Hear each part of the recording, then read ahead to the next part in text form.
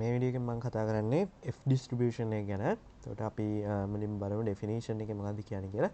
එතකොට W1 W2 කියන ඒවා chi-square distribution random variables කියලා ගත්තොත් ඒකෙදි W1 වලට අදාළ degree of freedom එක n1 කියලා ගත්තොත් සහ W2 වලට අදාළ degree of freedom එක n2 කියලා ගත්තොත් අපිට පුළුවන් මේකෙදි statistic එක define කරන්න W1 බෙදීම n1 බෙදීම W2 බෙදීම n2 කියලා.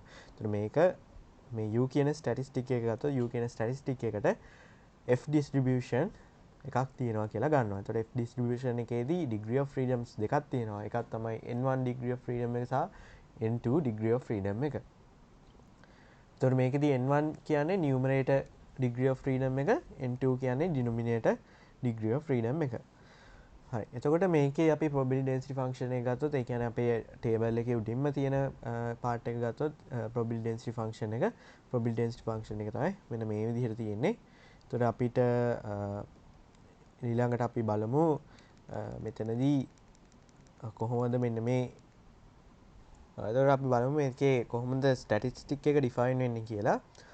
එතකොට මම අරන් තියෙනවා දැන් මෙතනදී normal distributions දෙකේ mu1 sigma 1 වර්ගය කියලා අපි parameters තියෙනවා. එතකොට මෙතනදී මම අරන් තියෙනවා x1 x2 x10 කියන random sample එක මේ population එකෙන්. එතකොට මේ population එකේ size එක තමයි ඒ sample එකේ size එක තමයි n1 කියන්නේ.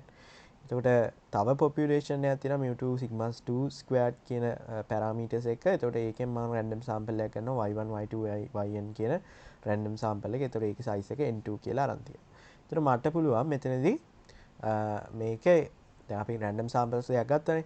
එතකොට ඒකෙන් මට පුළුවන් chi-square distribution එකක් තියෙන විදිහට මට ඒ statistic එක define කරන්න. එතකොට පළවෙනි එක ගත්තාම පළවෙනි random sample එකට අදාළ chi-square distribution එක තමයි n1 ඍණ 1 s1 වර්ගය බෙදීම sigma 1 වර්ගය.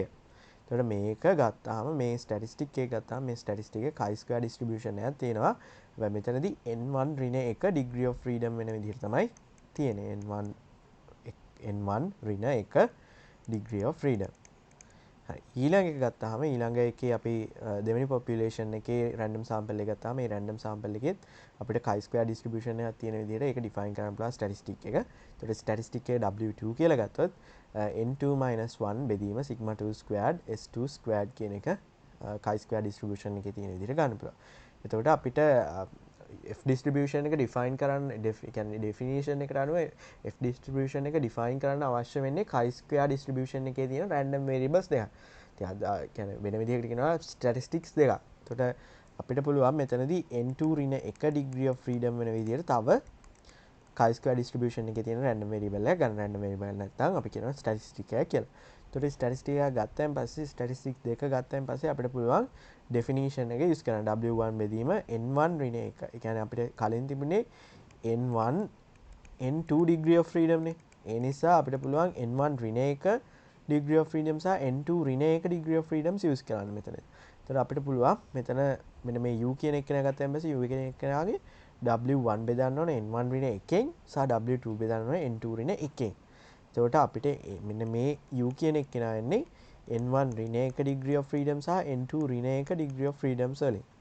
එතකොට ඒක f distribution එකේ තියෙනවා. එතකොට අපි ගත්තොත් මේක දැන් අපි W1 සහ W2 අපි define කරගෙන තියෙනවා. එතකොට අපිට ඒක use කරලා අපිට පුළුවන් මෙතන W1 කිව්වේ n1 ඍණ 1 s1 වර්ගය බෙදීම sigma 1 වර්ගය. එතකොට මෙතන මේකෙන් බෙදෙනවා n1 ඍණ 1කින්. ඒක n1 ඍණ 1කට n1 ඍණ 1කට කැපිලා යනවා. ඒ වගේමයි W2 වලටත් ඒ විදිහටම ඇවිල්ලා අපිට ඉතුරු වෙන්නේ අන්තිමට s1 වර්ග බෙදීම sigma 1 වර්ග බෙදීම s2 වර්ග බෙදීම sigma 2 වර්ග. එතකොට මේක මෙන්න මේක ගත්තයින් පස්සේ අපිට පුළුවන් මේක f distribution එකේ තියෙනවා කියලා ගන්න. එතකොට මේකේ degree of freedom වෙන්නේ n1 ඍණ 1 n2 ඍණ 1.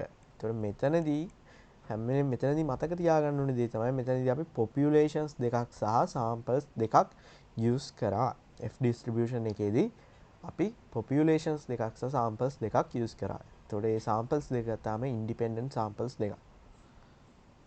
හරි. අපි දැන් example එකක් බලමු.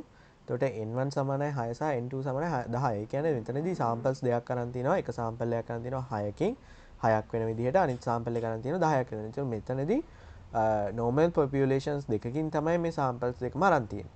එතකොට අපි variance දෙක සමානයි. කියන්නේ variance දෙක සමාන වෙන විදිහට තමයි මේ populations දෙකම තියෙන්නේ. එතකොට මේ විදිහේ populations දෙකක් තියෙනවා. මේ populations දෙකෙන් අපි එකකින් අරන් තියෙනවා sample 6ක් අනිත් එකෙන් 10ක් අරන් තියෙනවා. එතකොට මේකේ sigma 1 කියලා ගත්තොත් මේක sigma 2 කියලා ගත්තොත් මේක sigma 1 සහ sigma 2 සමානයි. එතකොට අපි F distribution එකක් ගත්තොත් F distribution එකත් symmetric නෑ. එතකොට මේ වගේ අපිට symmetric නැති curve එකක් තමයි එන්නේ. එතකොට අපිට මෙන්න මෙතනදී අපිට කියනවා B කියන එක්කෙනාව හොයන්න ඕන මෙන්න මේ විදිහට තියෙන විදිහට. කියන්නේ මේ probability එක මේ විදිහට තියෙන විදිහට අපිට හොයන්න කියනවා. එතකොට මෙතනදී අපිට කරන්න තියෙන්නේ මේක බෙදන්න වෙනවා අපිට.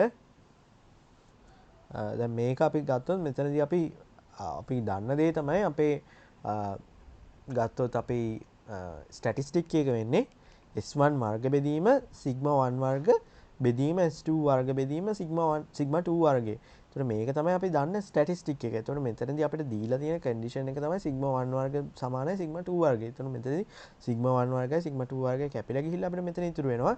කියන්නේ අපි දන්නවා මේක කියන්නේ F distribution එකේ තියෙනවා n1 ඍණ 1 n2 ඍණ 1. එතකොට මෙතනදී අපි මේක sigma 1 සමානයි sigma 2 වුණොත් අනිවාර්යෙන් මෙන්න මේක තමයි එන්නේ. එතකොට මේකත් අනිවාර්යෙන් F කියන F distribution එකේ තියෙනවා n1 ඍණ 1 සහ n2 ඍණ 1 වෙන විදිහට degree of freedoms තියෙන විදිහට. එතකොට අපි මෙතනදී degree of freedoms කතා කරලා degree of freedoms එකකට තියෙනවා 5ක් n1 ඍණ 1 කියන්නේ 5යි අනිත් එක 9යි. මොකද samples දෙකේ size දෙක 6යි සහ 10යි කියන එක. එතකොට අපිට පුළුවන් මෙතනදී F distribution table එක බලලා අපිට මේ values හොයාගන්න. එතකොට මේ probability එක calculate කරලා බලන්න ඕගොල්ලන්ට B කියන value එකේ 3.48යි 1.7ක් කියලා.